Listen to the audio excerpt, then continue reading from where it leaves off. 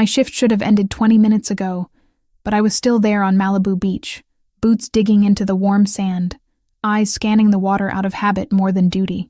6 years of this work had carved instincts into my bones deeper than any training manual could reach.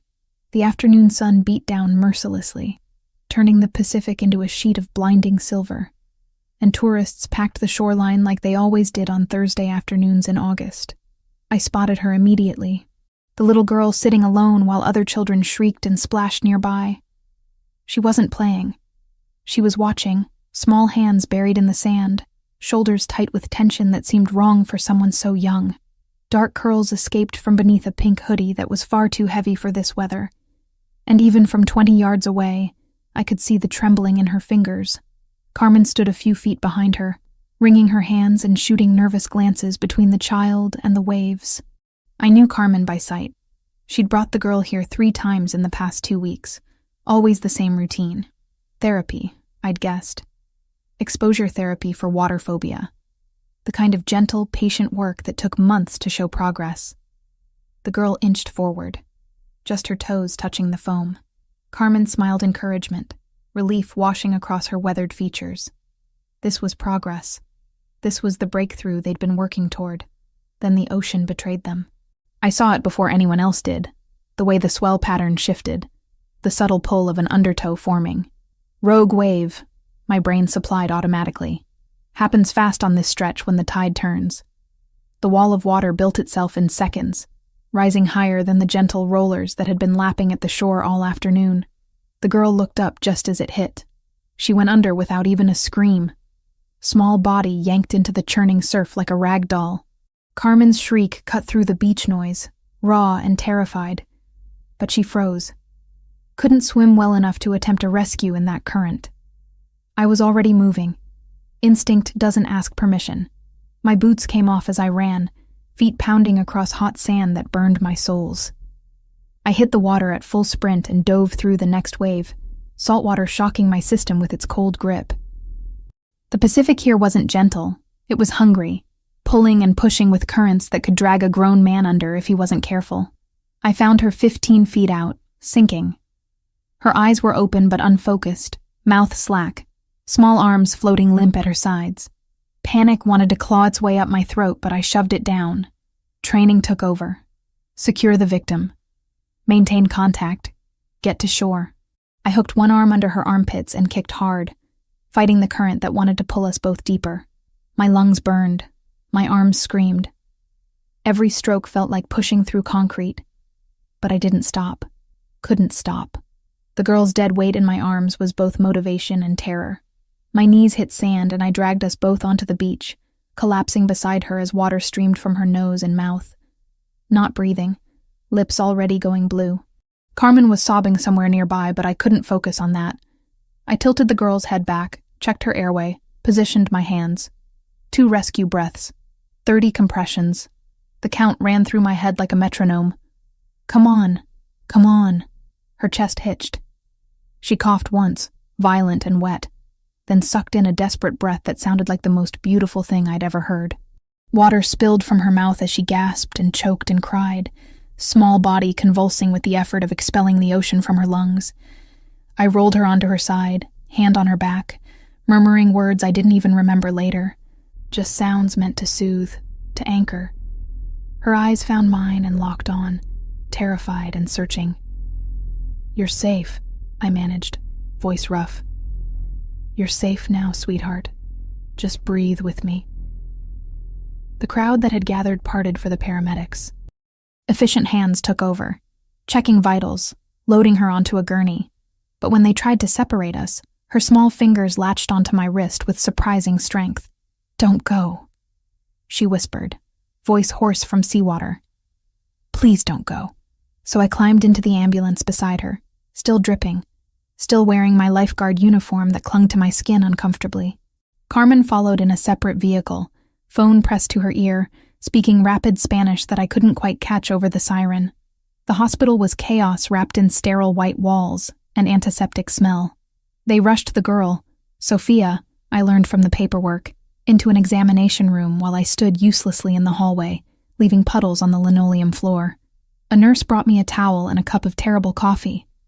I accepted both. I was filling out the incident report when the atmosphere changed. It started with the security guards straightening, hands moving instinctively toward their radios. Then the whispers from the nurses at the station, voices dropping to urgent murmurs. The double doors swung open, and men in suits entered like a wave of darkness, moving with synchronized precision that spoke of military training. 4 of them fanned out across the waiting area, hands clasped in front of them, eyes hidden behind dark sunglasses that had no business being worn indoors. They didn't speak, didn't need to. Their presence alone commanded the space, made everyone else shrink back instinctively. Then he walked in. Tall, easily 6'3", broad shoulders filling out a black suit that probably cost more than I made in 3 months. Dark hair swept back from a face carved with sharp angles and a jaw that could cut glass. But it was his eyes that stopped me. Dark, intense, the kind of eyes that saw everything and revealed nothing. He moved through the hospital like he owned it, like every person in that building existed solely at his pleasure. And maybe they did. The staff certainly treated him that way. Nervous deference wrapped in fear, wrapped in respect. His gaze swept the room and landed on me, pinned me in place. For 3 heartbeats we just stared at each other, and I felt something shift in my chest. Recognition, maybe, though I'd never seen him before in my life. Or maybe just the bone-deep understanding that my life had just taken a turn towards something dangerous. "Where is she?" His voice was low, controlled, but I heard the tremor underneath. Fear masquerading as command. A doctor appeared, Dr. Cross according to her badge, and guided him toward Sophia's room. I followed without being asked, pulled by some instinct I didn't understand. Sophia's eyes lit up when she saw him. "Daddy?" He was at her bedside in 3 strides, large hands impossibly gentle as they framed her small face. The mask cracked just for a moment. I saw the terror beneath, the desperate love of a father who'd almost lost everything. Then his eyes found me again, standing awkwardly in the doorway, still damp, still clutching my incident report. "Who are you?" Not aggressive, just absolute. A demand for information that expected immediate compliance. "Claire Hartwell. I'm a lifeguard." I pulled her out. Sophia's hand shot out, grabbing mine before I could step back. "She saved me, Daddy." The water was so scary and she saved me. Something shifted in his expression. The hardness softened fractionally around the edges. He stood slowly, moved toward me with that same predatory grace. "Thank you." 2 words that sounded like they'd been dragged from somewhere deep. "I owe you everything." "You don't owe me anything. I was doing my job." His head tilted slightly, studying me with new interest. "Your job ended at 3. It's 3:20. Observant. Unsettling. She needed help. Most people would have called 911 and watched. I'm not most people." That earned me something that might have been a smile on someone less intimidating. Clearly, Sophia still hadn't let go of my hand. Her grip was weak, but insistent, fingers cold against my palm. "Don't leave. Please don't leave." The man, her father, watched this interaction with an expression I couldn't read. Then he turned to me fully, and I felt the weight of his attention like a physical thing. "How much do you make?" "As a lifeguard." I blinked. "Excuse me?"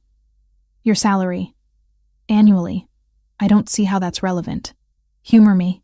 Something in his tone suggested this wasn't a request. 45,000. Plus overtime. He nodded once, as if that confirmed something. "Work for me instead. Full-time. Your only job is to protect my daughter." My mouth opened, closed. I can't just... 150,000. Health insurance. Housing provided. The number hit me like a physical blow. More than triple my current salary. Enough to finally move my mother to a better facility. One with actual specialists instead of overworked nurses. Enough to breathe for the first time in 3 years. "Why?" I managed. His gaze never wavered. "Because my daughter trusts you. Because you jumped into dangerous water without hesitation. Because I need someone who acts on instinct when it matters." He paused. "And because I can see you need the money." That last part stung with its accuracy. "I need time to think about this. You have 24 hours. I'll leave my card with the nurse." He turned back to Sophia, smoothing her damp curls with surprising tenderness. "Get some rest, Principessa." As he moved toward the door, he stopped beside me, close enough that I could smell expensive cologne and something darker underneath. Power, maybe. Danger. Think carefully, Claire Hartwell. This offer won't come twice. Then he was gone, taking his small army with him, leaving me alone with a sleeping child and a decision that felt like standing at the edge of a cliff, trying to decide whether to jump. The hospital room felt smaller once Raphael Luminari stood in it. He moved with the kind of authority that didn't need announcement. Every step deliberate, every breath measured. Behind him, an older man with prematurely gray hair and sharp eyes followed. His brother, I learned later. Adriano. The family resemblance was there in the jawline, the bearing. But where Raphael carried cold control, Adriano radiated calculated wariness. Dr. Cross provided her update with clinical precision. Sophia was stable, vitals strong. No lasting damage from oxygen deprivation, but they'd keep her overnight for observation. Standard protocol for near-drowning cases. Raphael listened without interrupting, his hand never leaving Sophia's. The girl had fallen asleep finally, exhaustion claiming her small body after the trauma. But even unconscious, she'd kept her fingers wrapped around mine. When the doctor finished and excused herself, Raphael's attention shifted fully to me. The weight of his scrutiny made my skin prickle with awareness I didn't want to name. "You saved her life." Not a question. A statement delivered with the finality of someone used to dealing in absolutes. Anyone would have done the same. "No." His voice dropped lower. "They wouldn't have. Most people hesitate. Fear overrides instinct." He paused, eyes narrowing slightly. "You didn't hesitate." I shifted uncomfortably, suddenly aware of how disheveled I looked. Still in my damp lifeguard uniform, hair tangled with salt and sand, bare feet leaving marks on the sterile floor. It's what I'm trained for. Training doesn't eliminate fear. It just gives you tools to work through it. He stood slowly, movements fluid despite his size. "What's your full name?" "Claire Hartwell." "Family?" The question felt invasive, but something about his tone made refusal feel dangerous. "My mother. She's in a care facility.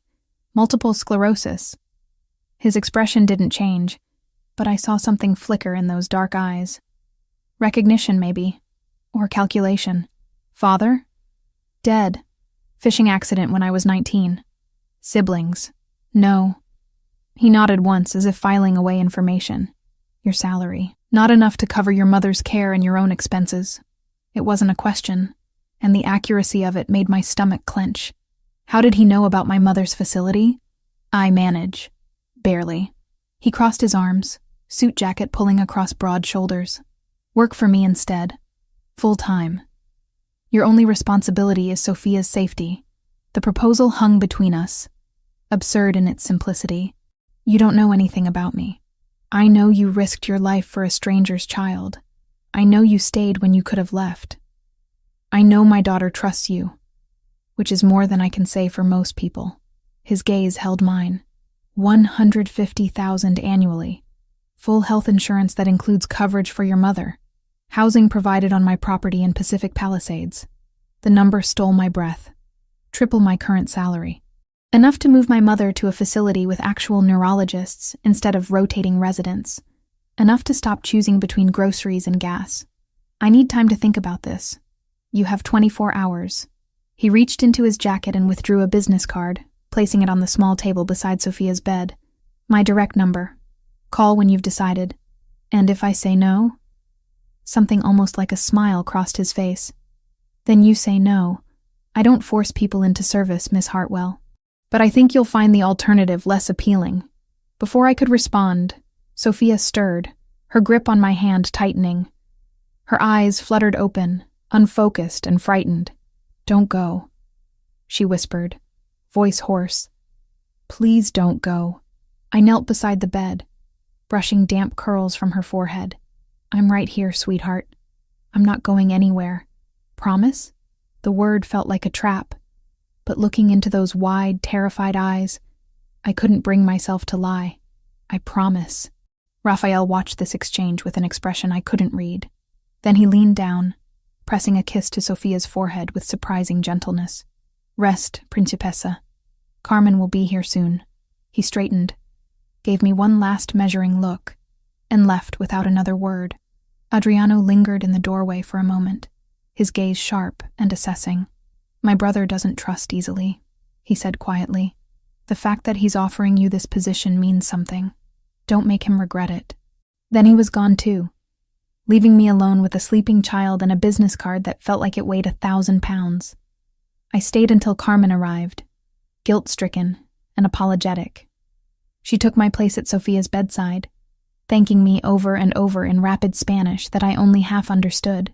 I assured her it wasn't her fault, that rogue waves were unpredictable, that Sophia was safe now. The drive home to my tiny studio apartment felt surreal. I kept replaying the offer in my head. $150,000, housing included. My mother finally getting the care she deserved. But working for Rafael Luminari meant entering a world I didn't understand. A world where men wore suits worth more than my car and moved through hospitals like they owned them. Where security details followed them everywhere and people spoke in hushed, fearful tones when they passed. I fell into bed still wearing my uniform, exhaustion pulling me under despite the questions circling in my mind.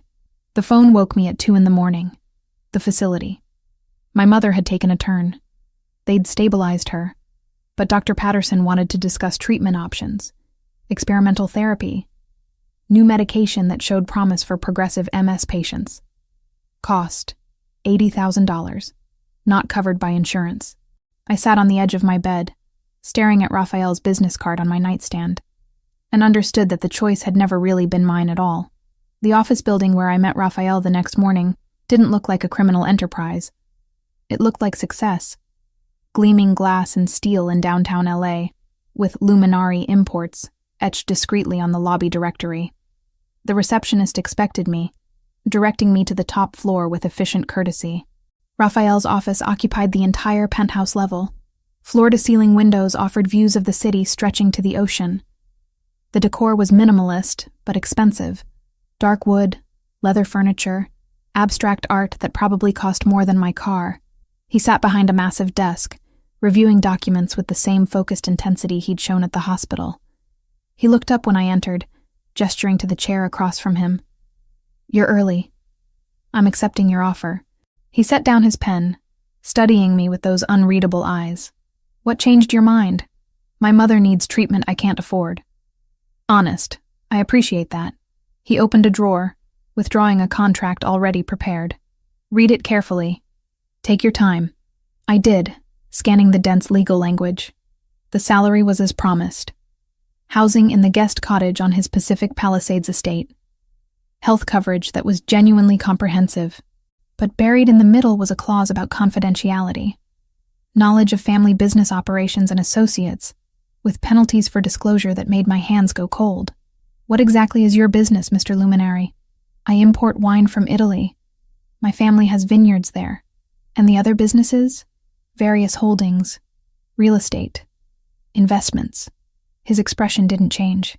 "Nothing that will ever put you in danger." The lie sat between us, obvious and unacknowledged. The confidentiality clause, standard for anyone working closely with my family. We value privacy. I should have walked out. Every instinct screamed that I was making a mistake.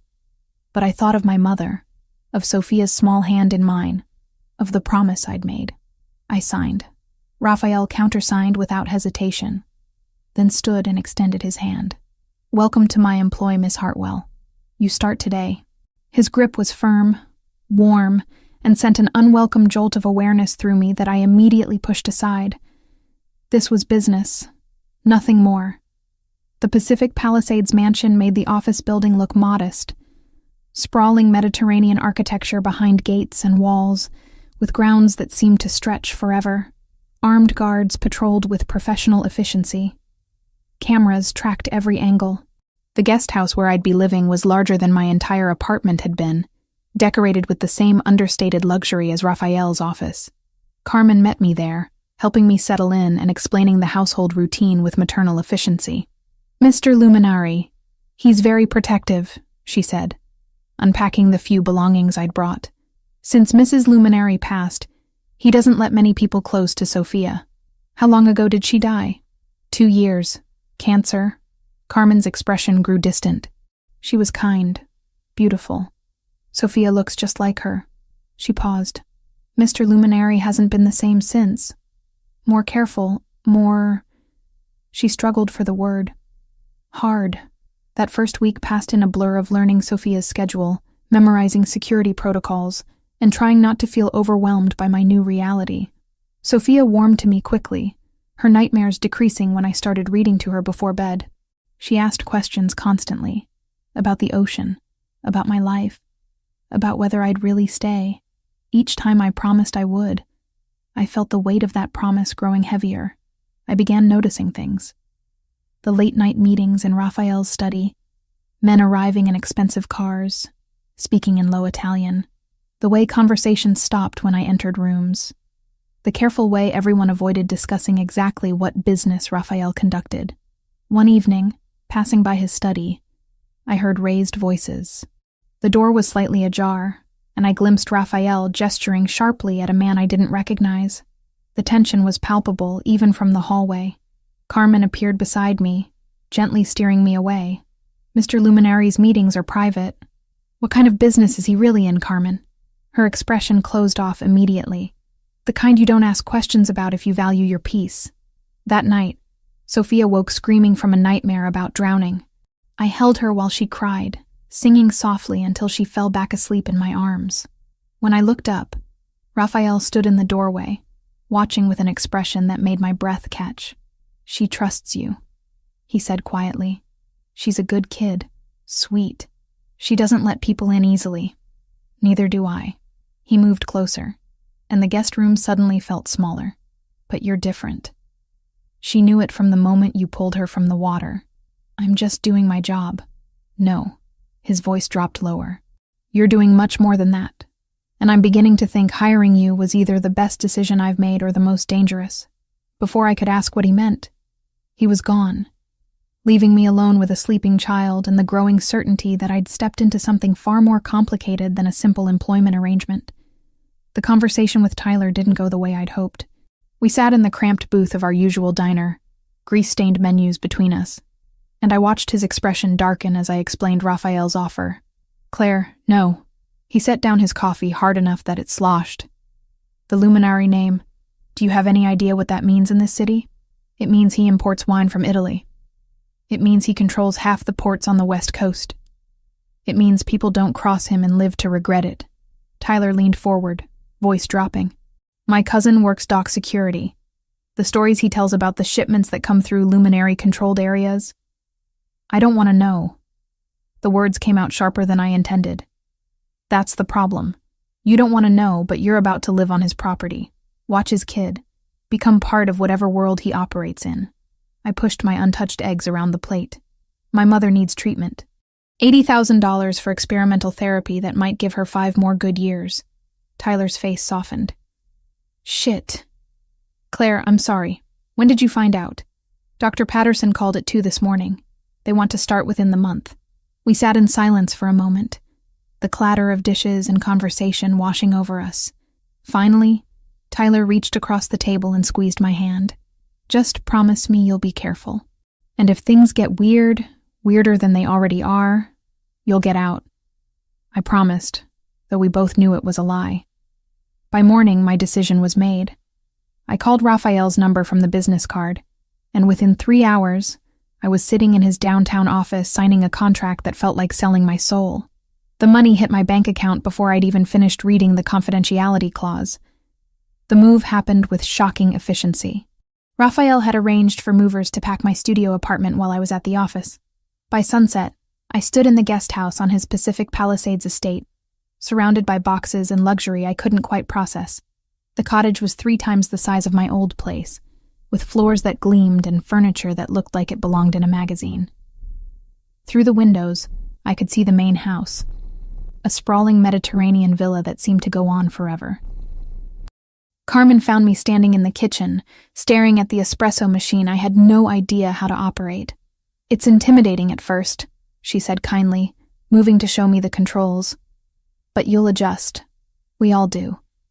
She spent the afternoon walking me through Sophia's routine with maternal patience. School drop-off at 7:45 at Brentwood Academy. Pick up at 3. Tuesdays and Thursdays were art therapy with Dr. Chen.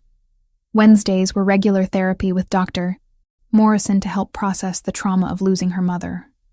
Fridays, Sophia had swimming lessons that she still refused to attend. Mr. Luminary, he insists we keep trying, Carmen explained. He says she can't let fear control her forever. I thought of Sophia's small body limp in my arms, the terror in her eyes when she'd woken. Maybe fear exists for a reason. Carmen's expression shifted, something unreadable crossing her features. Perhaps. But Mr. Luminary doesn't accept limitations. Not for himself, not for his daughter. The security protocols took longer to learn. There were codes for every door, cameras monitoring every angle of the property, armed guards who patrolled in shifts. I was given a phone that linked directly to the security team and told to keep it on me always. Why so much security for a wine importer? I asked. Carmen's answer was careful. Mr. Luminary values privacy. And Sophia, after what happened to Mrs. Luminary, he takes no chances. That first week passed in a haze of adjustment. Sophia warmed to me quickly, asking questions constantly, trailing me through the guest house and showing me her favorite hiding spots in the garden.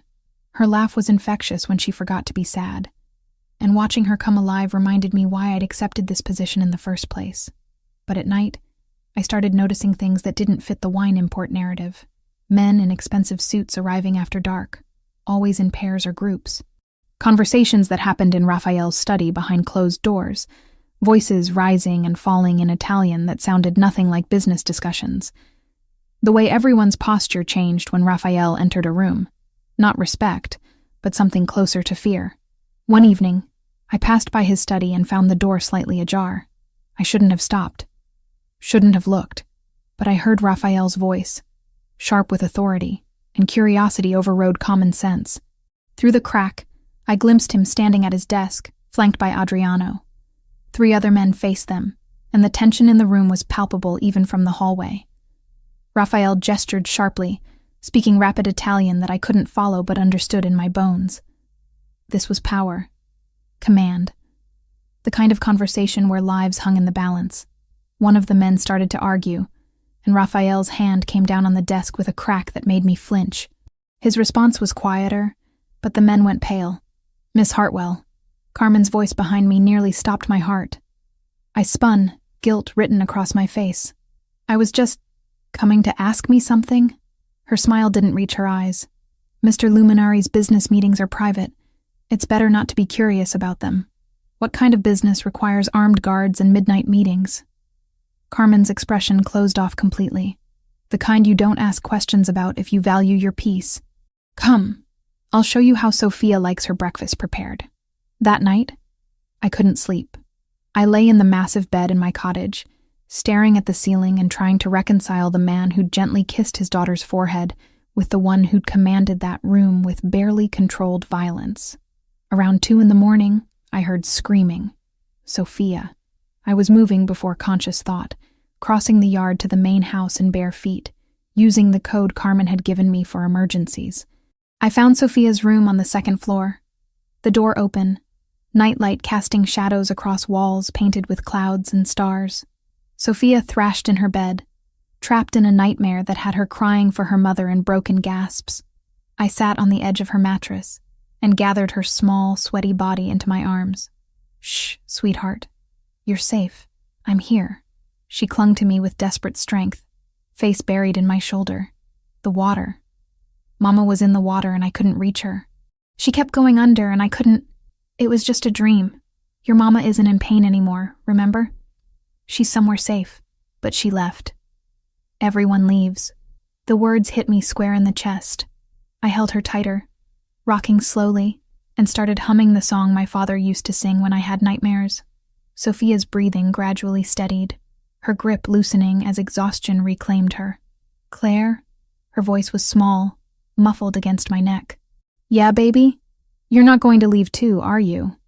Like Mama? Like all the other people Daddy hired who got scared and left? I should have been honest. Should have told her that I didn't know how long I'd stay.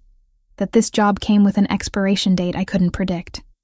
But looking at her tear-stained face, I couldn't bring myself to add another uncertainty to her world. I'm not going anywhere. Promise? I promise. When I looked up, Raphael stood in the doorway. I had no idea how long he'd been there, but his expression was raw in a way I hadn't seen before. Vulnerable. He watched me holding his daughter like I was solving a puzzle he couldn't quite figure out. Sophia had fallen back asleep, her breathing deep and even. I carefully laid her back down and tucked the covers around her, smoothing her wild curls. When I turned to leave, Raphael blocked my path. She doesn't let people comfort her, he said quietly. Not since her mother died. Carmen tries, but Sophia pushes everyone away. She's scared. Fear makes us push away the people we need most. Is that experience talking? I met his eyes. Maybe. We stood there in the dimly lit hallway, close enough that I could see the exhaustion carved into the lines around his eyes. He looked older in this light, wearier. Thank you, he said finally, for keeping your promise to her at the hospital. For staying when she needed you tonight. It's what you pay me for. No. His gaze held mine with uncomfortable intensity. What I pay you for is protection. What you just did, that was something else entirely. Before I could respond, he turned and walked away, leaving me alone with the echo of his words and the growing understanding that I'd stepped into something far more complicated than a simple employment arrangement. I'd promised Sophia I wouldn't leave. But standing in that mansion in the middle of the night, surrounded by security and secrets, and a man whose very name inspired fear, I wondered if staying might be the most dangerous promise I'd ever made. The next morning, life returned to its new normal. School runs and art therapy, and carefully not noticing the way conversations stopped when I entered rooms. But something had shifted.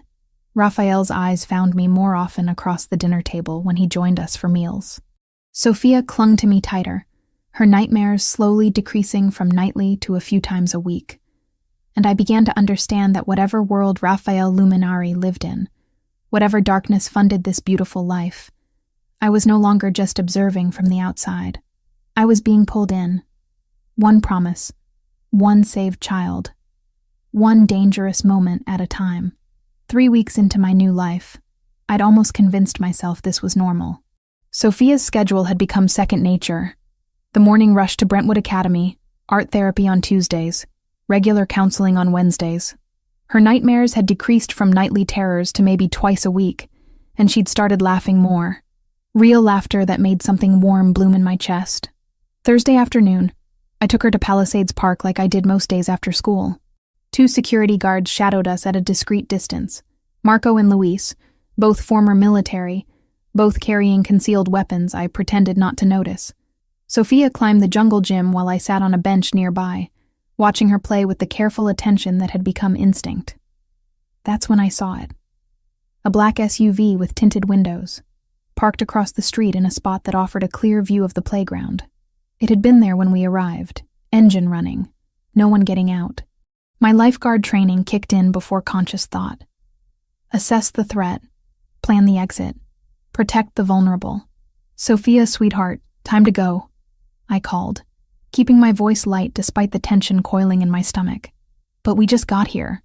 I know, but I promised Carmen we'd help her make cookies, remember? Marco appeared at my elbow, his hand inside his jacket. You saw it too. The SUV, yeah. His jaw tightened. We need to move, now. The drive back to the estate felt longer than usual. My eyes constantly checking the rearview mirror.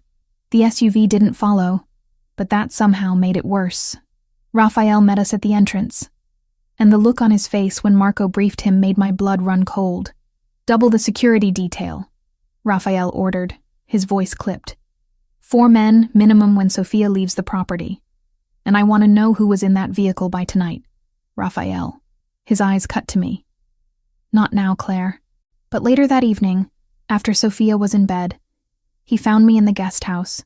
His knock was perfunctory before he let himself in, and I bit back irritation at the presumption. We need to talk, he said without preamble. About the SUV? About Viktor Morozov. He moved to my window, looking out at the gardens lit by security lights.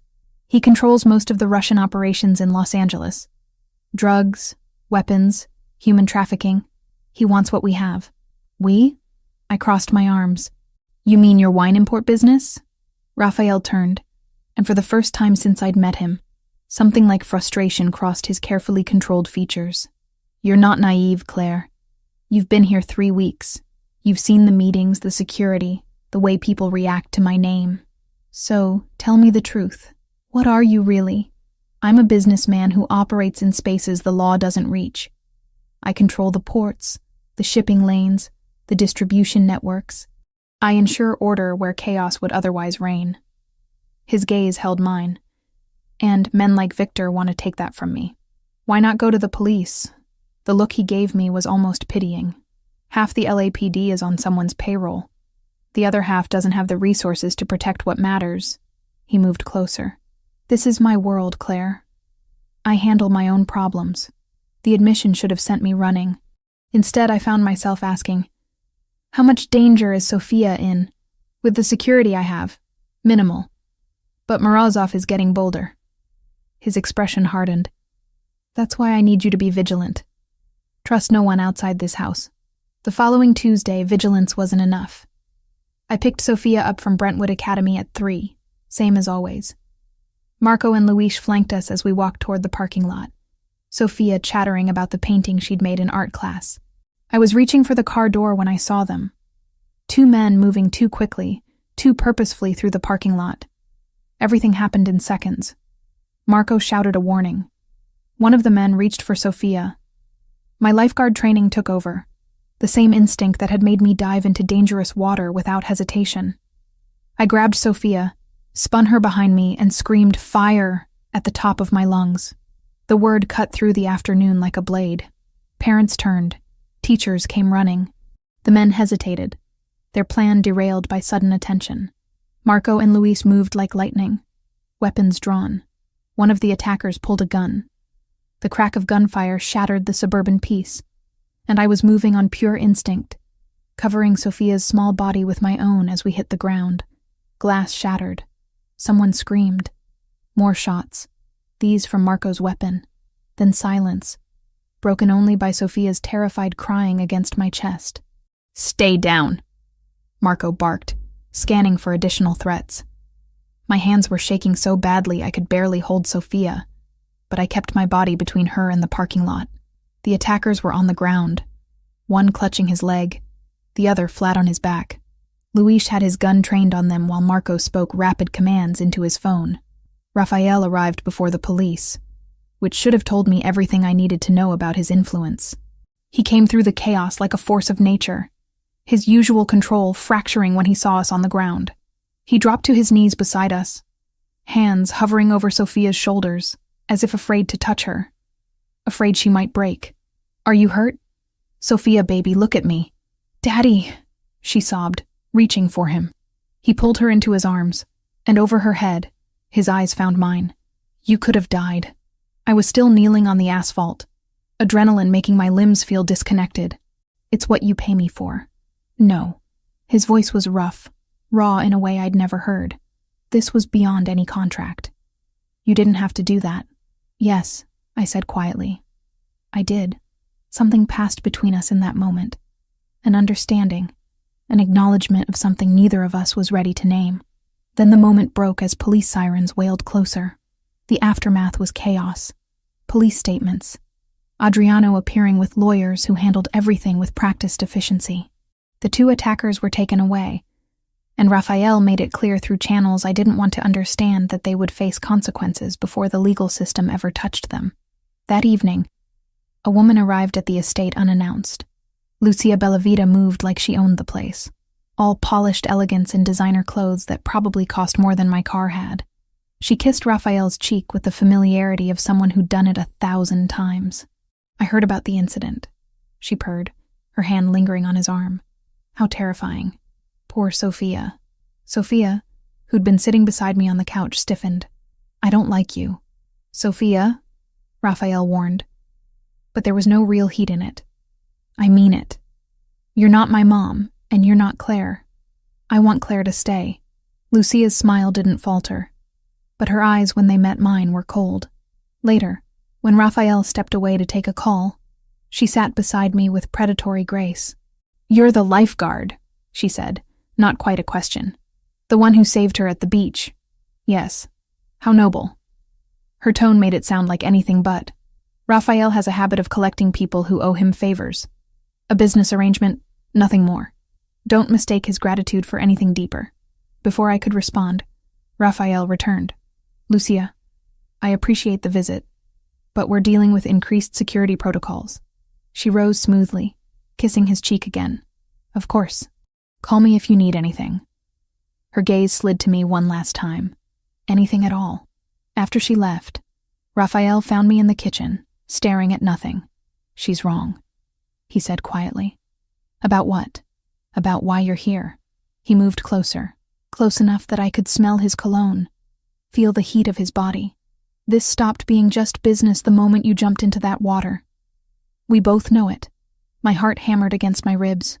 "Raphael, your mother," he interrupted. "I can provide additional security for her facility. No one will be able to touch her." The offer should have been welcome. Instead, it felt like another chain. "No," his brow furrowed. "Claire, I already owe you everything. My job, my home, my mother's treatment. I won't owe you her safety too." I met his eyes. "She stays out of this." For a long moment he just looked at me. Then he nodded slowly. "As you wish. But if that changes, it won't." He left without arguing. But I saw something in his expression I couldn't quite name. Respect, maybe. Or concern. That night, I lay awake thinking about gunfire and Sophia's small body in my arms. About the way Raphael's control had cracked when he'd thought we were hurt. About Lucia's warning and the growing certainty that I was in deeper than any contract could define.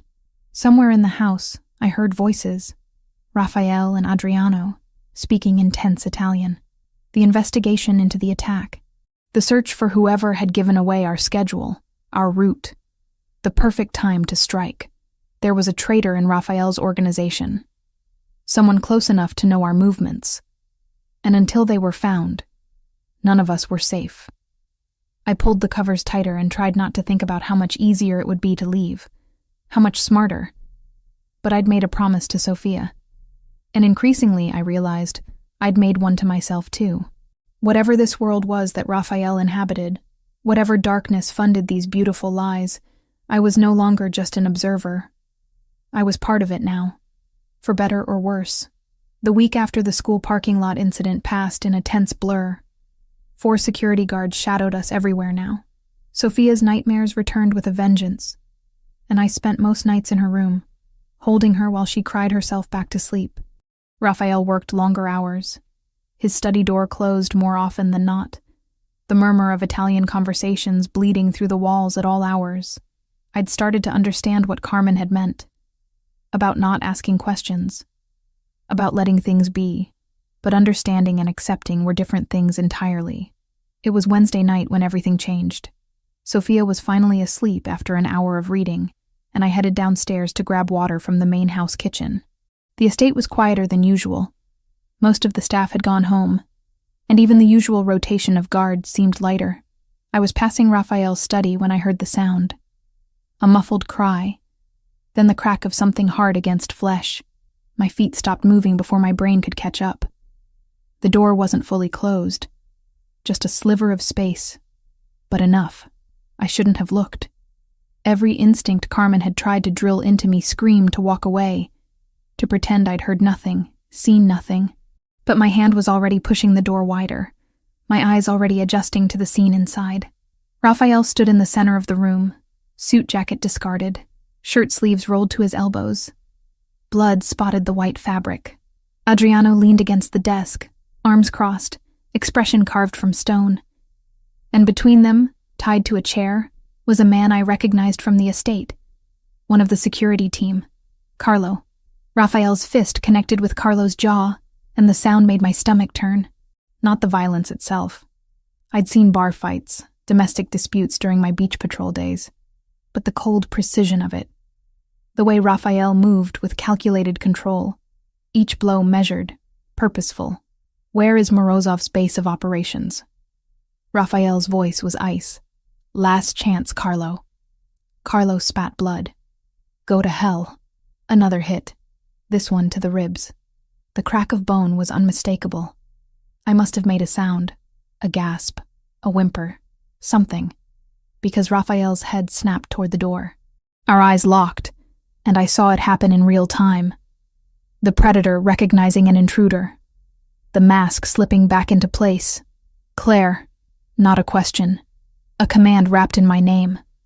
I stumbled backward, but Adriano was already moving, blocking my escape route with his body. I think she's seen enough to warrant a conversation. Get her out of here, Raphael said, but his eyes never left mine. No. My voice shook but held. I'm already here. Might as well tell me the truth. The truth? Raphael's laugh was bitter. You want the truth? This man sold information to Viktor Morozov. He told them exactly where Sofia would be, when, and how many guards would be with her. He's the reason men with guns showed up at her school. I looked at Carlo. At the blood running from his nose. The way he wouldn't meet my eyes. Guilty. Unmistakably guilty. So call the police. The police? Raphael moved toward me, and I forced myself not to flinch. The police can't hold him. Morozov has judges, lawyers, cops on his payroll. Carlo would be out in 48 hours, and my daughter would still be a target. So you're just going to torture him? I'm getting information that will keep my family safe. He stopped inches from me, close enough that I could see the flecks of blood on his collar. This is my world, Claire. I told you that when you signed the contract. I told you not to ask questions. No, something hot and furious rose in my chest. You told me you imported wine. You told me Sofia needed protection. You never told me I'd be working for someone who... I gestured at Carlo, at the blood, at everything wrong with this picture. Who does this? Raphael's jaw tightened. I never lied to you. You chose not to see. The accuracy of that hit like a physical blow. He was right. I'd seen the guns, the guards, the late-night meetings. I'd heard Carmen's warnings and Tyler's concerns. I'd known, and I'd chosen the money anyway. Chosen the comfort and security and the ability to save my mother. I need to leave. The words came out strangled. You can't. What do you mean I can't? I quit. Find someone else to watch Sofia. Adriano spoke from behind me, voice heavy with something like pity. Check your contract, Miss Hartwell. Section 12, subsection C. Knowledge of family operations constitutes a security risk. Termination requires approval from the family head. Ice flooded my veins. You're saying I'm a prisoner. I'm saying you know too much to simply walk away. Raphael's expression was unreadable. You've seen our security protocols, our routines, our vulnerabilities. If you left and that information reached the wrong people, I would never... I don't know that. His voice dropped lower.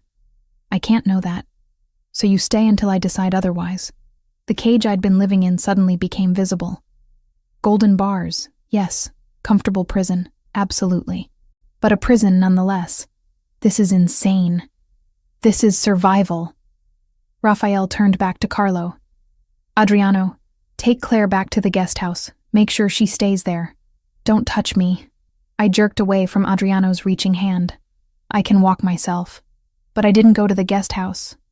I went to Sofia's room, needing to see her, needing to remind myself why I'd stayed in the first place.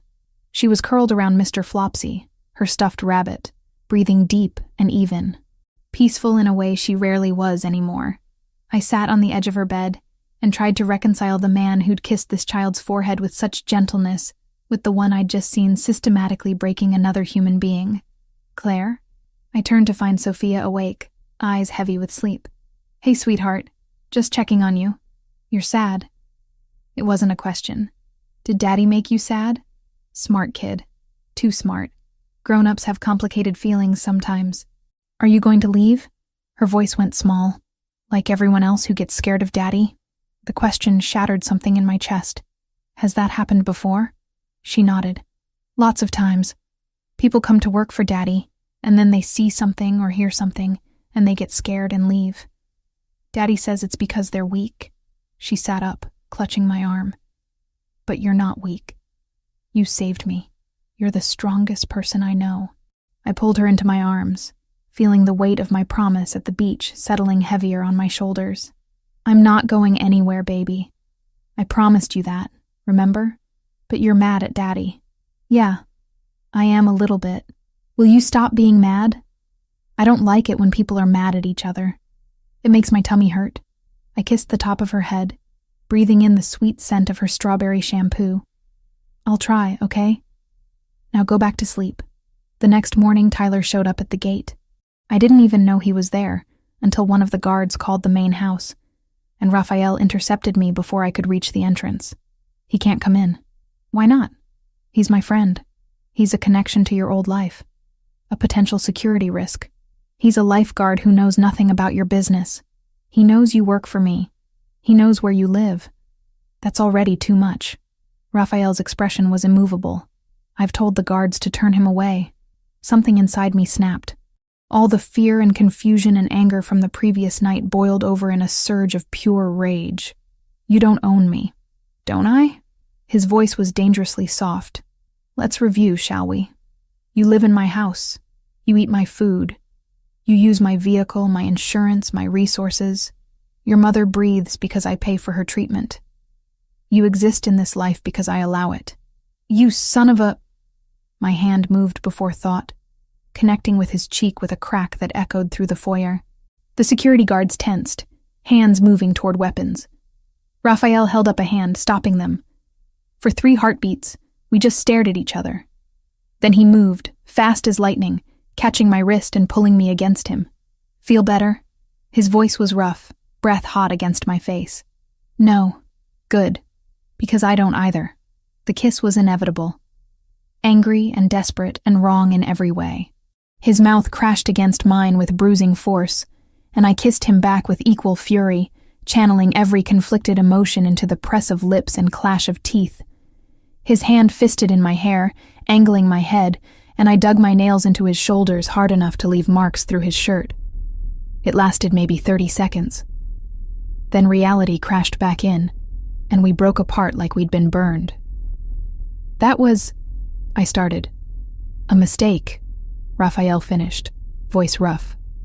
That was a mistake. Agreed. We stood there, breathing hard, the space between us charged with everything we couldn't say. Then Raphael stepped back, smoothing his shirt with shaking hands. Adriano wants you to understand the consequences of betrayal, of what happens when someone crosses the line. He wouldn't meet my eyes. You'll witness Carlo's execution tonight. Non-negotiable. Raphael, 7 o'clock. Study. Don't be late. He walked away before I could argue, leaving me alone with the taste of him still on my lips and the crushing realization that I'd just kissed a man who terrified me. Worse, I'd wanted it. The execution was clinical. Quick. A single shot to the head while Carlo knelt in the basement I hadn't known existed. I didn't scream. Didn't cry.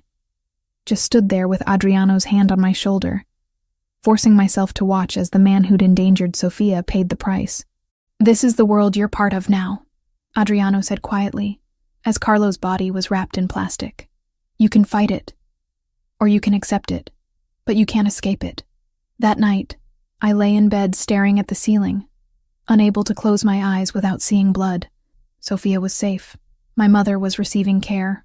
I had security and comfort and everything I'd needed, but I was falling in love with a monster, and his 6-year-old daughter had become the child I'd never had. There was no escape. Not from Raphael's world, and not from the terrifying truth that I didn't want to escape anymore. The cage door was open, and I was choosing to stay. That realization was more frightening than anything I'd witnessed in Raphael's study. 2 weeks crawled by after Carlo's execution. I barely slept. When I did, I saw blood spreading across concrete, heard the crack of gunfire echoing in my ears. Sofia sensed something was wrong. Kids always do, and clung to me tighter than usual.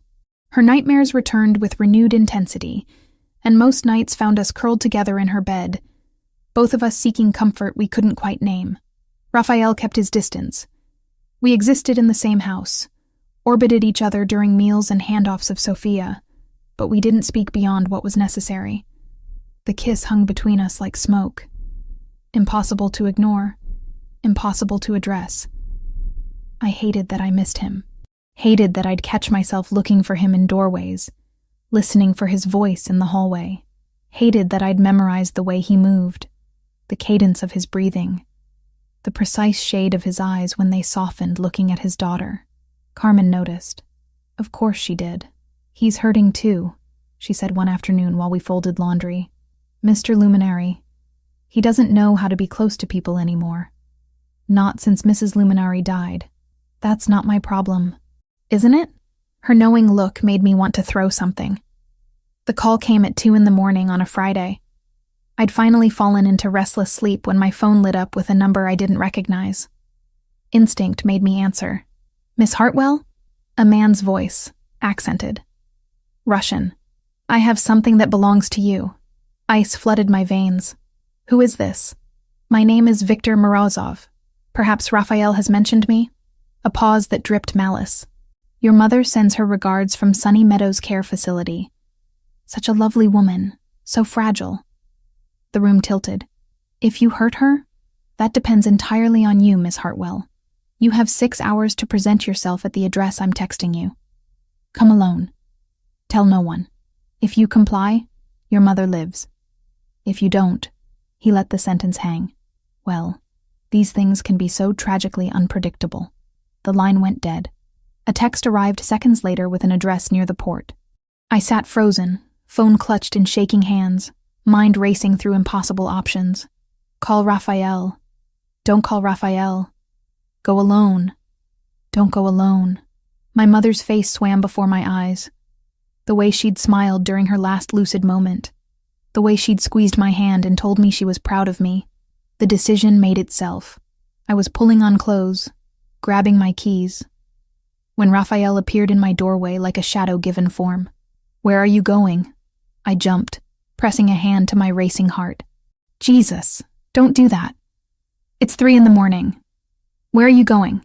The lie formed on my tongue, but his eyes, those impossibly dark, knowing eyes, saw right through me. Victor called. He has my mother. Raphael's expression went arctic. When? 10 minutes ago. He wants me to come alone to an address by the port. 6 hours. It's a trap. I don't care. Claire. She's my mother. The words ripped from somewhere deep and raw. I know it's a trap. I know he'll probably kill me anyway. But I can't. I won't let her die because of me. Because of this. I gestured at the house, at him, at everything wrong with this beautiful prison. Raphael moved closer, and I saw something crack in his carefully maintained control. And Sophia. You promised her you wouldn't leave. The words hit like a physical blow. This isn't the same, isn't it? His voice dropped dangerously low. You die. She loses another person she loves. She breaks, again. Is that acceptable collateral damage? I wanted to scream, to hit him, to collapse. What would you have me do? Let my mother die? Let me handle it. He pulled out his phone, already typing. Adriano can have a team mobilized in 20 minutes. Military extraction. We go in hard. We get your mother out. We end Morozov for good. He said come alone. He's lying. Viktor Morozov is a sadist who enjoys the game more than the outcome. He wants you scared and helpless. I won't give him that satisfaction. Hope and terror warred in my chest. You'd do that? Risk your men for my mother? Something in his expression softened. I'd risk considerably more than that. The operation happened with terrifying efficiency. Within 30 minutes, Raphael had assembled 15 armed men in tactical gear.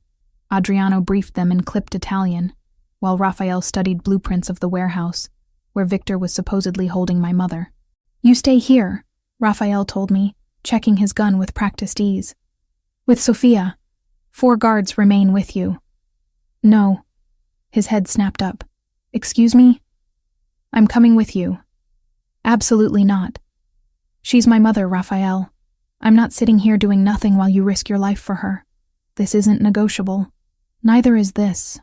I crossed my arms, channeling every ounce of stubbornness I possessed. I'm going. Lock me in a room. I'll find a way out. Drug me. I'll fight until I can't stand. You want me to stay? You'll have to shoot me. Adriano made a sound that might have been amusement.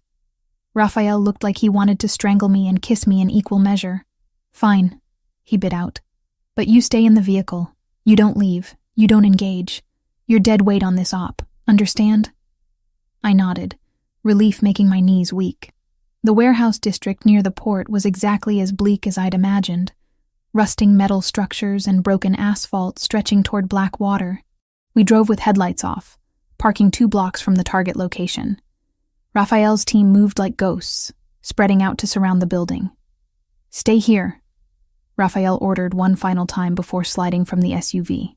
I lasted maybe 3 minutes before my phone buzzed. A video message from an unknown number. I opened it and nearly vomited. My mother, tied to a chair, blood trickling from her temple. Behind her, Victor Morozov smiled at the camera. "Your friend Raphael is here, Miss Hartwell." How predictable. Come inside in the next 60 seconds or I start removing fingers. I was moving before thought, slipping from the vehicle while the driver was focused on his radio. The warehouse loomed ahead, door hanging open like a mouth. Gunfire erupted inside, sharp cracks followed by shouted commands. I ran. The interior was chaos. Muzzle flashes lit the darkness like strobe lights, men shouting in English, Italian, Russian. I dodged behind a pillar as bullets whined past, heart slamming against my ribs. Then I saw her. My mother, still in that chair, and Victor standing behind her with a gun to her head. Raphael approached from the left, weapon raised, face carved from stone. "That's close enough, Luminari," Victor called. "You've caused me considerable trouble. Let her go. This is between us." "Oh, but it's so much more entertaining this way." Victor's smile was a shark's. "You get to choose. The pathetic woman or your new pet? Who do you value more?" "Sophia." The voice cut through everything. I turned and there she was. Sophia, clutching Carmen's hand, eyes wide with terror. Carmen looked stricken, mouthing apologies I couldn't hear over the blood rushing in my ears. Victor's attention snapped to the child. His gun swung away from my mother. Toward Sophia. Everything slowed. I saw Raphael turn, saw the precise moment he understood. Saw Victor's finger tighten on the trigger. And I was already running, throwing myself forward with the same instinct that had made me dive into dangerous water to save this child once before. But this time it wasn't instinct. It was choice. Conscious, deliberate sacrifice. The bullet hit my shoulder with force that spun me sideways. Pain exploded through nerve endings like liquid fire. I heard screaming. Sophia's, Carmen's, maybe my own. And then I was on the ground, vision swimming. Raphael's roar was primal. Gunshots. 3 in rapid succession. Victor's body hit the floor. Then Raphael was there, gathering me into his arms with hands that shook. Claire, stay with me. Look at me." I tried to focus on his face, but everything kept tilting. "Sophia?" "She's fine. She's safe. You're safe." His voice cracked. "Why did you do that?" "Had to." Speaking hurt. Everything hurt. Promised I'd stay. Darkness pulled at me, soft and insistent. Raphael's face was the last thing I saw before it claimed me completely. I woke to white walls and the steady beep of monitors. Hospital. Again. My shoulder throbbed with each heartbeat, immobilized in bandages that smelled of antiseptic. Raphael sat in the chair beside my bed, head in his hands, shoulders bowed under invisible weight. He looked up when I stirred, and the raw emotion in his face stole my breath. "You're awake. My mom? Safe. Adriano's team got her out before the firefight started. She's in a private room 3 floors down. No idea any of this happened." Relief made tears slip down my cheeks. Victor? Dead. No remorse in his voice, just fact. His organization is being dismantled as we speak. It's over. We sat in silence for a moment. Then Raphael reached out, threading his fingers through mine with a gentleness that contradicted everything I knew about him. "I thought I'd lost you," he said quietly. "When I saw you go down, I thought..." His grip tightened. "I can't do this anymore, Claire. Can't pretend you're just Sophia's protector. Can't pretend that kiss was a mistake. Can't pretend I don't love you." My breath caught. "Raphael, I know. My world terrifies you. I terrify you. And you should be terrified." His eyes held mine. "But I haven't felt this way since before my wife died. Haven't wanted anything beyond revenge and safety for my daughter. You changed that. You made me want more. I'm scared, I whispered. Of what you do. Of what I'm becoming. Of how much I want this despite everything.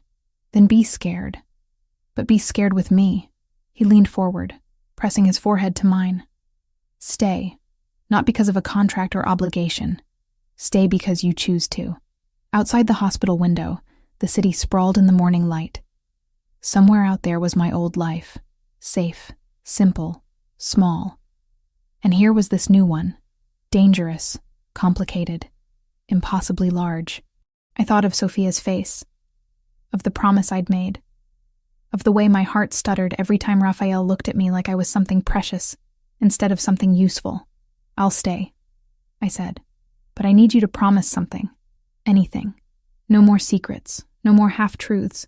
You want me in your life? All of it. I see everything or I see nothing. Raphael studied my face for a long moment. Then he nodded. Everything. I promise. He kissed me then, soft and careful, mindful of my injuries.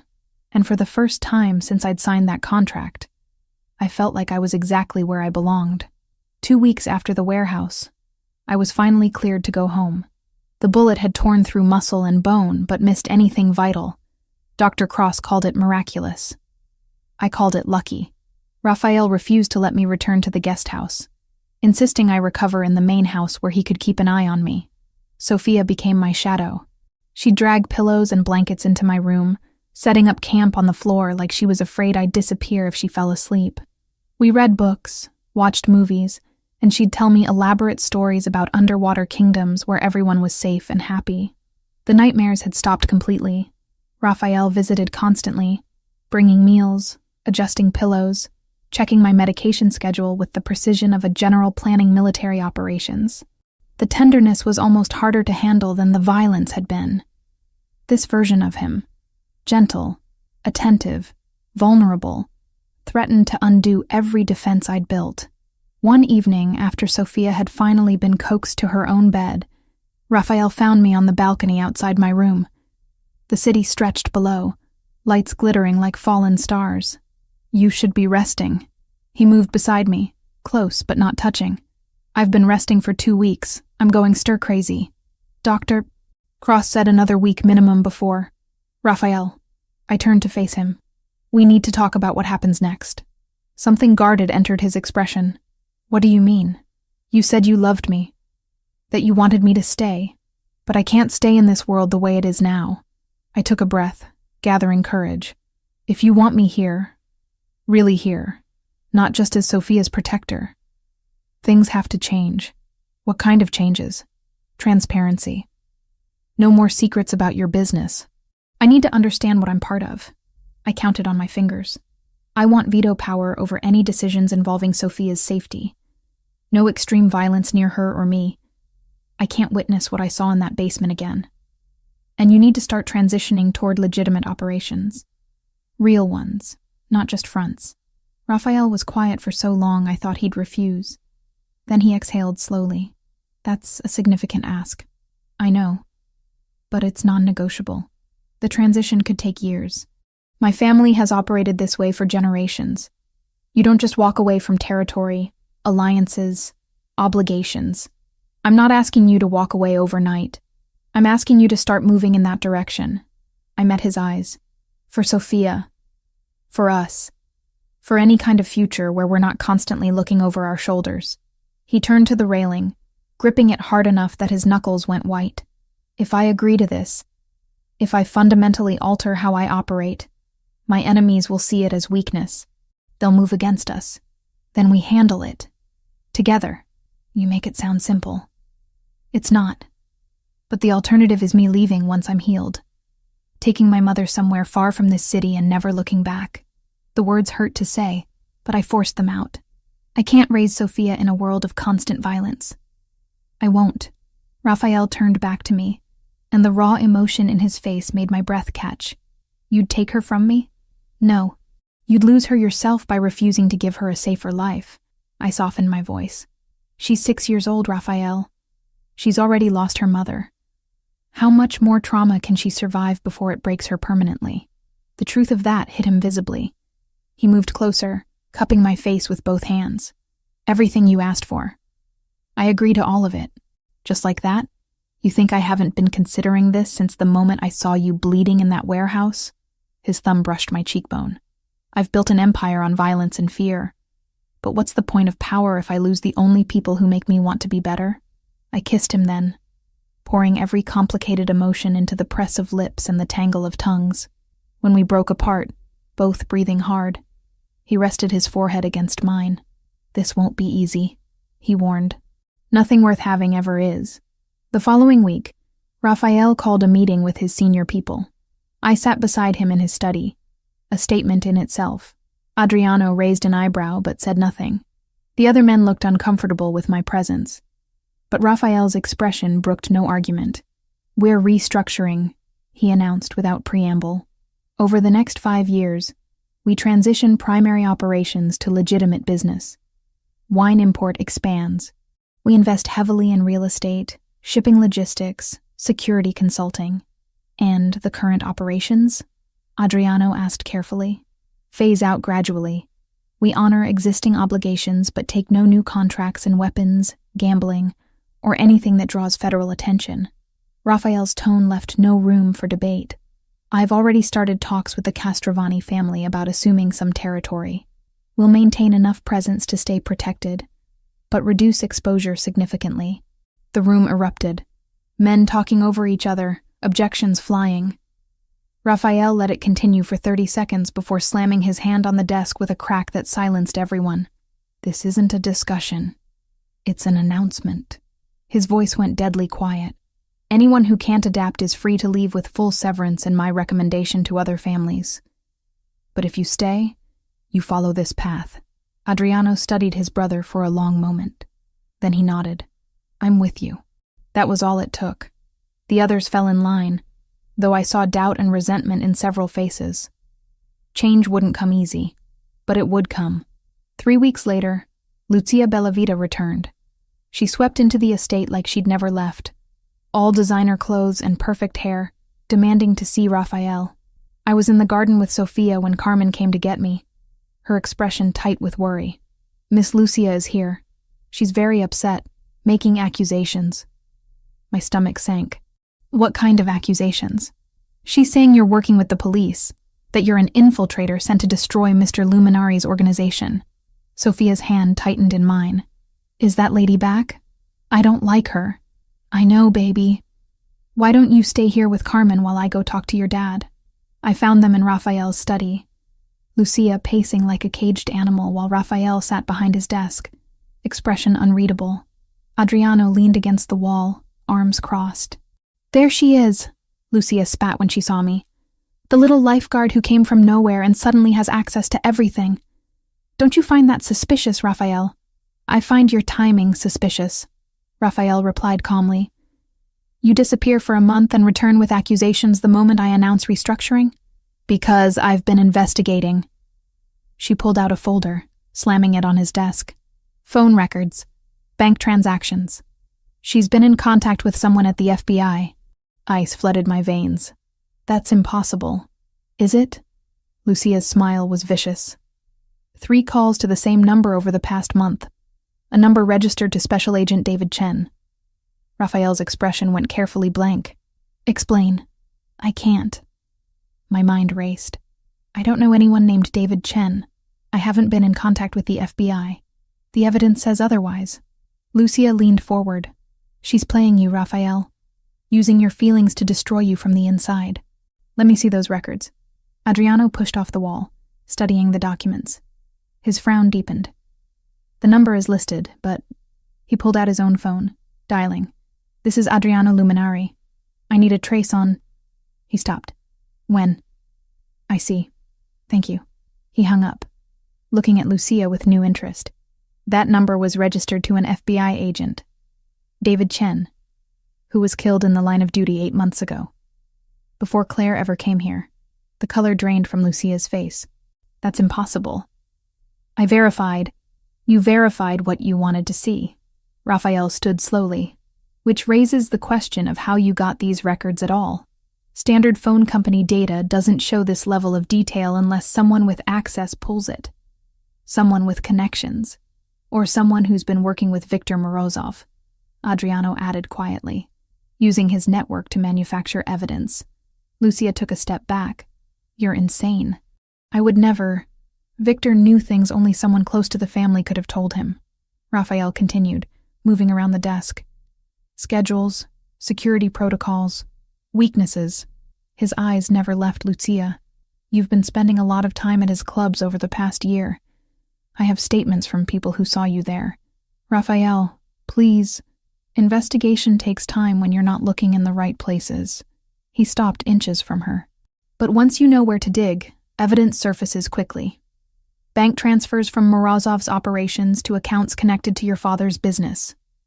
Recorded conversations between you and Viktor's lieutenant about payment for information. Lucia's composure shattered. He promised me power. Said once you were out of the way, his organization and mine could unite. That I'd be more than some alliance marriage you rejected. So you endangered my daughter.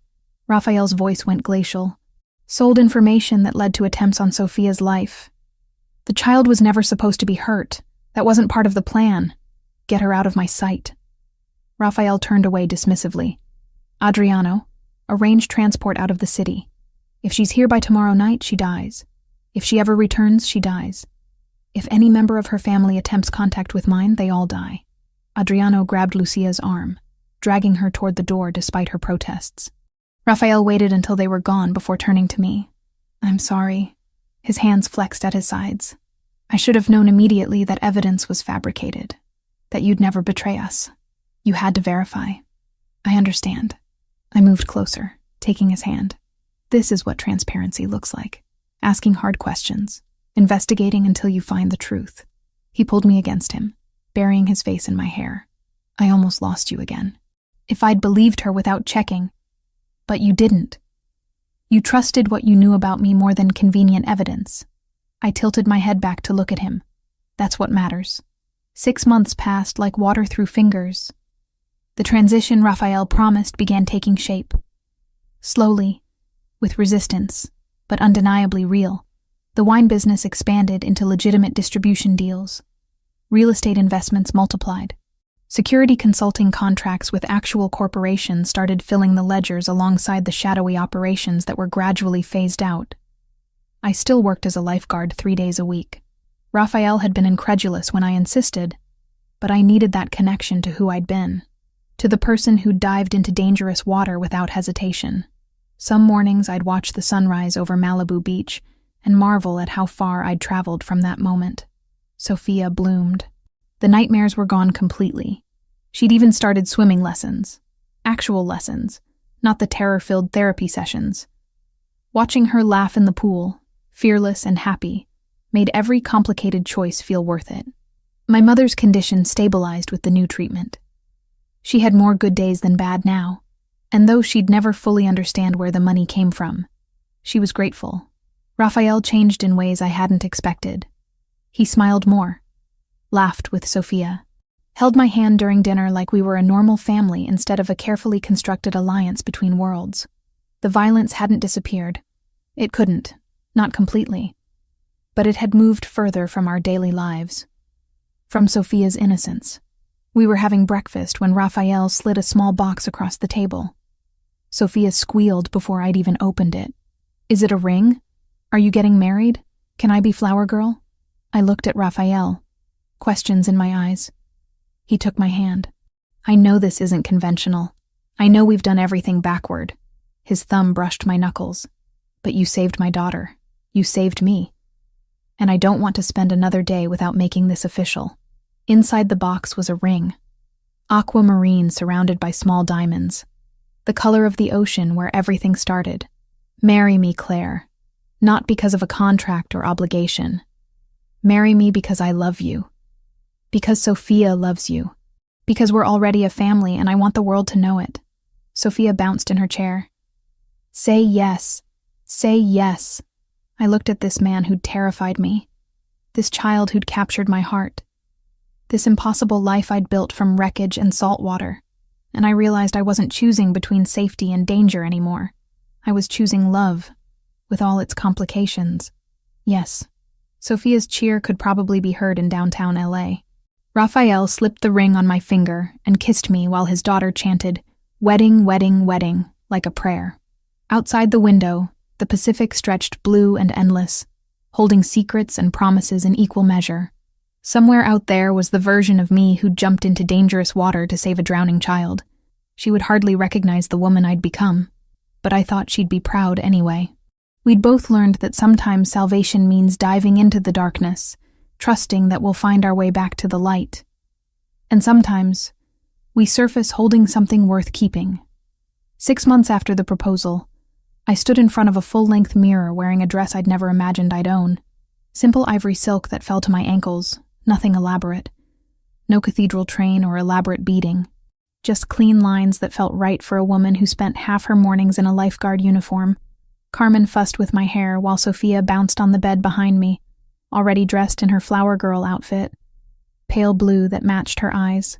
"You look like a princess," Sophia declared. "Daddy's going to cry." "Your dad doesn't cry, sweetheart. He did when you said yes to marrying him. I saw." She tilted her head. "And when I finally swam without the floaties." He hid his face, but I could tell. The wedding was small. Just family and the few people who'd earned Raphael's trust over the years. Adriano stood as best man. Carmen wept in the front row, and my mother sat in her wheelchair with surprising clarity, smiling like she understood exactly what was happening. We married on the beach, not Malibu where I'd saved Sophia, but a private stretch of coastline that Raphael owned. The ceremony lasted 15 minutes. No religious officiants or elaborate vows, just a judge who'd known Raphael's father and words we'd written ourselves. When Raphael slipped the aquamarine ring on my finger, his hand shook slightly. "I didn't think I'd get a second chance at this," he said quietly. "Meant only for me. At family. At love. At being someone better than what I was born to be. You were always someone better." I whispered back. "You just needed a reason to show it." Sophia cheered when we kissed, and the small gathering applauded. Later, during the reception in Raphael's garden, I watched him dance with his daughter, both of them laughing at something only they understood, and felt something settle in my chest. Peace, maybe. Or just the bone-deep certainty that I was exactly where I belonged. The months that followed rewrote our lives in subtle ways. Raphael's transition toward legitimate business continued. Slower than I'd hoped, but steady. The wine import company expanded into 3 states. Real estate ventures multiplied. He still maintained connections to his old world, still commanded respect that came from decades of power, but the violence had moved further from our daily existence. My mother's condition remained stable. The experimental treatment had bought us time, if not a cure. I visited her twice a week, and she always asked about that handsome man and the sweet little girl. Some days she remembered their names. Other days she just smiled and held my hand. I kept working as a lifeguard 3 mornings a week. Raphael had stopped trying to convince me to quit, understanding finally that I needed that connection to who I'd been. The salt air and endless horizon kept me grounded when his world threatened to pull me under. But the biggest change was Sophia. She'd started swimming lessons 8 months after the near drowning that had brought us together. Real lessons, not the terror-filled exposure therapy with Carmen. I was her instructor, of course. Neither Raphael nor I would trust anyone else with something so personal. The first few sessions were difficult. She'd panic when water touched her face, cling to the pool edge with white knuckles, cry that she wanted to stop. But she was her father's daughter. Stubborn, determined, refusing to let fear win. By month 3, she could float on her back without my hands supporting her. By month 5, she was doing basic strokes across the shallow end. By month 7, she asked if we could try the ocean. That morning, 1 year and 2 months after I'd pulled her unconscious from the surf, we stood together at the water's edge. Sophia wore a bright yellow swimsuit, her dark curls pulled into a ponytail that bounced as she jumped from foot to foot. "I'm ready," she announced, though her grip on my hand said otherwise. Raphael stood further up the beach with Adriano. both of them trying and failing to look casual. I knew Raphael's heart was probably hammering as hard as mine. "We don't have to do this today," I offered Sophia one more time. "We can wait." "No." Her jaw set with familiar luminary determination. "I want to. The ocean took Mama, but it gave me you. I'm not scared anymore." The logic was 6-year-old simple, but it broke something open in my chest. We waded in together, the water cold enough to make Sophia gasp. I kept one hand under her back, supporting her as she kicked experimentally. A wave rolled toward us, small, gentle, and she tensed. "I've got you," I promised. "Just like that first day. I'll always have you." She nodded and pushed off. Her strokes were clumsy but determined, arms churning water as she moved parallel to the shore. I stayed beside her, ready to catch her if she faltered. But she didn't need me. After 20 feet, she stopped and stood, water to her waist, grinning like she'd conquered Everest. "I did it! Did you see?" From the beach, Raphael whooped loud enough to startle seagulls. Sophia splashed toward shore, and he caught her up in his arms, spinning her while she shrieked with laughter. Over her head, his eyes found mine, and the gratitude in them was almost painful to witness. That afternoon, the three of us walked the beach together. Sophia ran ahead, collecting shells and chasing waves that retreated before her feet. Raphael's hand found mine, fingers interlacing with the ease of long practice. "Thank you," he said quietly. "For what?" "For diving into the water that day. For staying when every instinct probably told you to run. For teaching her that fear doesn't have to be permanent." He paused. "For teaching me the same thing." I leaned into his shoulder, breathing in salt air and expensive cologne, and the particular scent that was just him. "I didn't save you, Raphael. We saved each other." "Is that your professional opinion as a lifeguard?" "It's my professional opinion as someone who knows about drowning." I looked up at him. "You were drowning in grief and violence. I was drowning in debt and loneliness. Sophia was drowning in trauma. And somehow, we all found each other at exactly the right moment." Sophia ran back to us, pressing a perfect sand dollar into my palm. "For your collection." "It's not broken at all." I crouched to her level, admiring the treasure. "It's beautiful. Should we add it to the others?" She nodded seriously. "And then, can we swim more tomorrow? I want to learn the one where you go under the water and come up far away." "Diving," Raphael supplied. "And not until you're 8. That's forever." "That's 2 years, Principessa." She huffed dramatically but accepted the ruling, running ahead again toward where the tide had left a tangle of seaweed worth investigating. Raphael pulled me to my feet, and we continued walking. The sun was setting, painting the ocean in shades of copper and gold. I thought about the girl I'd been a year ago, desperate, exhausted, making impossible choices out of necessity. I thought about the man Raphael had been, buried in darkness, seeing his daughter as the only light in a world built on violence. We were different people now. Not perfect, not free from complications, but real in ways we hadn't been before. "I love you," Raphael said suddenly. "I don't say it enough. You say it every morning and every night. Then I should say it more." He stopped walking, turning me to face him. "You took a bullet for my daughter. You stood by me when I gave you every reason to leave. You demanded I be better, and then believed I could be. That's not love you repay with words. How do you repay it?" He glanced toward Sophia, now dancing in the foam where water met sand. "By being the man who deserves it.